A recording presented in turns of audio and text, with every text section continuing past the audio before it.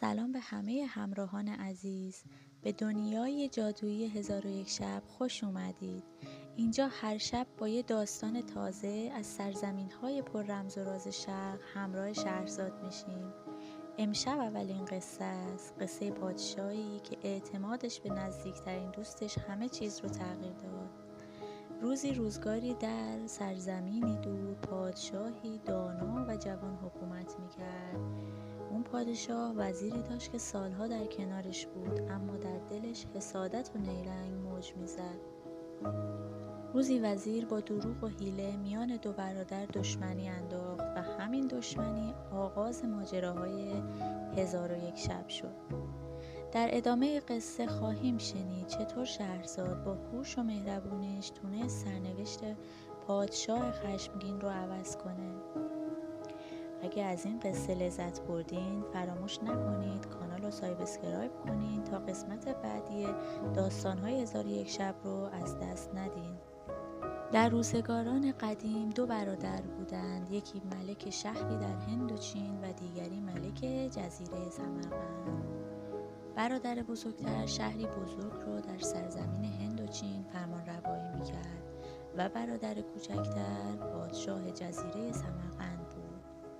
هر دو نیرومند، ثروتمند و مهربان بودند و میانشان دوستی و محبت بسیار بود. روزی پادشاه بزرگتر تصمیم گرفت به دیدار برادر کوچکترش بره. فرمان داد تا بارگونه سفر رو آماده کنن و با سپاهیانش به سوی سمرقند به راه افتاد. وقتی به شهر برادرش رسید، پادشاه سمرقند با شادی فراوان به استقبالش رفت. دو برادر همدیگر رو در آغوش گرفتند، اشک شوق ریختند و چند روز رو با جشن و مهربانی گذراندند. اما در همان روز اتفاقی افتاد که همه چیز رو دگرگون کرد.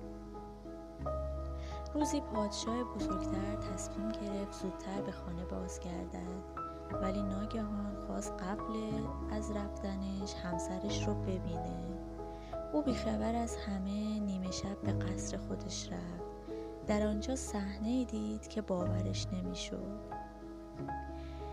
ملکه‌اش، زنی که به او اعتماد کامل داشت، با غلامی از خدمتکاران در خلوت بود.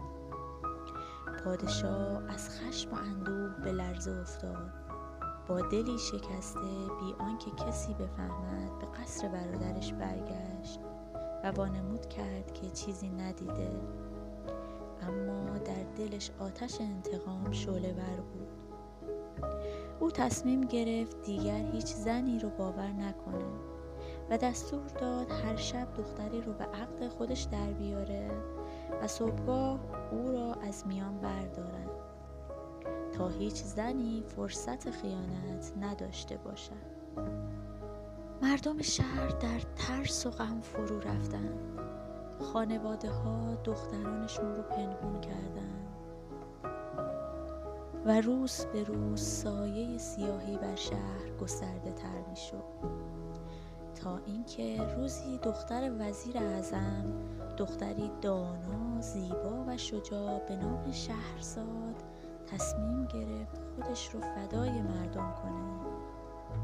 او نزد پدرش رفت و گفت: پدر، من با پادشاه ازدواج می کنم. شاید بتوانم این ظلم رو پایان بدم. وزیر با ترس گفت: دخترم، او هر شب همسرش را می کشد. چطور چنین فکری می کنی؟ اما شهرزاد لبخند زد و گفت: به من اعتماد کن پدر، من نقشه‌ای در سر دارم. و این گونه سرنوشت هزاران دختر و زن در دستان شهرزاد قرار گرفت و شب نخست آغاز قصه های 1001 شب شد. اگر از این قسمت لذت بردید حتما لایک کنید و کانال رو سابسکرایب کنید. قسمت دوم شب اول شهرزاد رو از دست ندین، جایی که او با یک ترفند جان خودش رو نجات میده.